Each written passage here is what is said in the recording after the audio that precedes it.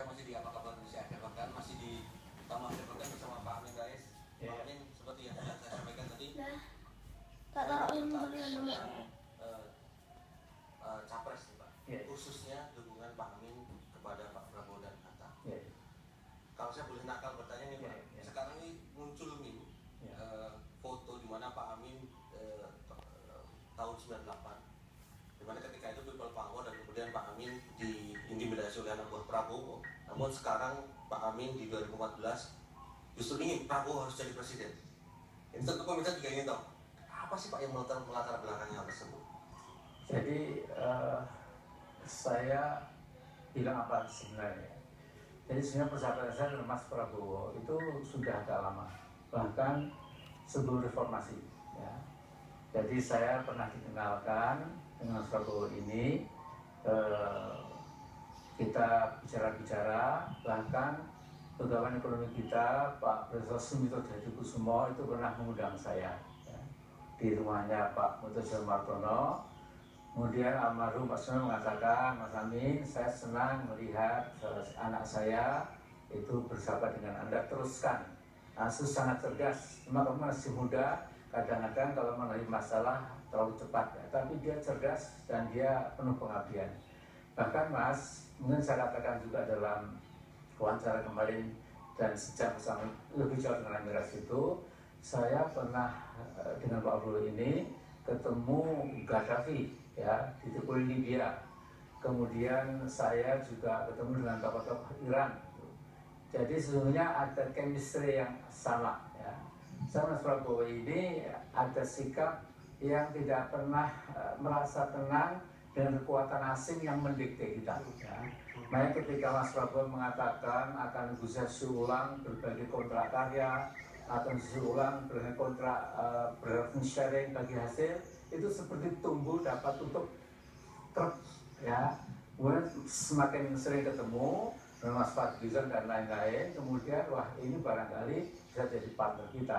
Di samping Mas, saya di forum UI ini, Masyarakat Indonesia itu kan sudah berpindah-pindah, pernah Pak Prabowo Santoso Golkar ke tempat Pak Nur Muhammad Iskandar ke pesantrennya, kemudian juga kiai-kiai Subada dari Jawa Timur pernah rawuh, kiai-kiai Jawa Tengah pernah rawuh, sehingga itu sebenarnya menjadi cikal bakal mengapa ada semacam persamaan tak kenal maka tak sayang, ya sehingga memudahkan yang sekarang ini.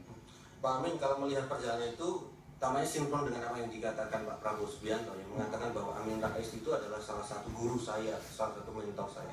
Pendidikan politik apa saja Pak yang disampaikan ke Pak Prabowo? Dari segi pada saya?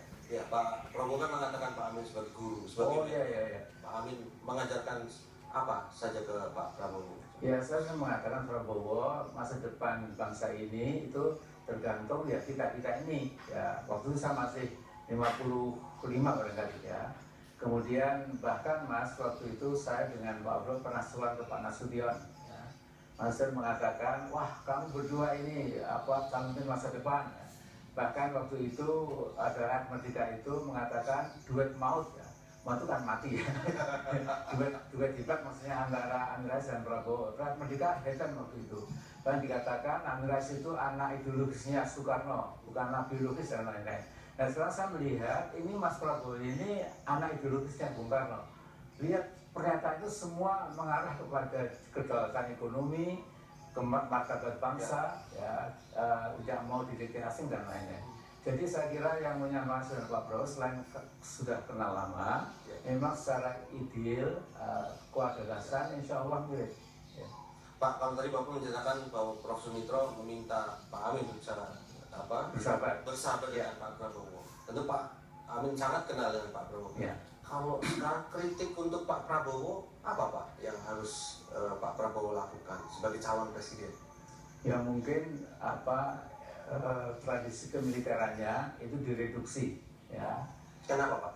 Ya militer kan serba disiplin, serba cepat, ambil decision, decisive. Kalau bawaan salah mungkin dikasih demosi, diturunkan pangkatnya dan lain-lain ya.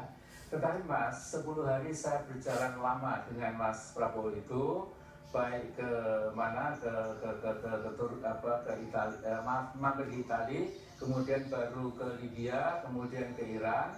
itu kata orang, kalau kita berjalan panjang, itu watak teman kita yang asli akan kelihatan. Nah 10 hari itu kan kita saling mengamati, ya. Saya nggak melihat dia itu congkak, menggurui, apa, kemudian suka menggunjing, saya kira enggak, ya. Jadi kualitasnya yang bagus itu. Jadi kalau Anda tanya, nah kalau saya tahu kekuatannya, kalau kelemahannya saya kurang tahu, ya. Kecuali bahwa yang diperlukan sudah menjadi bapak bangsa, bukan lagi komandan militer, ya, sehingga nanti harus ya apa melakukan transformasi, ya, sikap pemimpinan militer menjadi pemimpin sipil. Pak, kalau kita ngomong sekarang selain Pak Prabowo ada Pak Hatta Rajasa sebagai calon wakil presiden. Tampaknya peran Pak Amin untuk menjadikan Pak Hatta ini cukup besar, benar? Ya, Mas Hatta ini salah satu kader terbaik dari PAN. Jadi mula-mula PAN lahir itu salah satu pelopor, salah satu pendiri, ya, yang bergabung itu adalah namanya Hatta Rajasa, ya. Nah Mas Hatta ini menjadi sekjen, selama di sekjen saya juga sangat akurat berpikirnya dan bekerjanya itu. Kemudian satu hal Mas, ini menurut saya itu makhluknya agak aneh. Hatta Rajasa ini, ya, hamba Allah yang luar biasa cepat menangkap sesuatu, ya. Jadi dia ini kalau ngomong agama itu sudah tahu itu agama ini intinya adalah baik, buruk, moral, immoral, kemudian direkomendasi dan tidak direkomendasi cepat sekali, ya.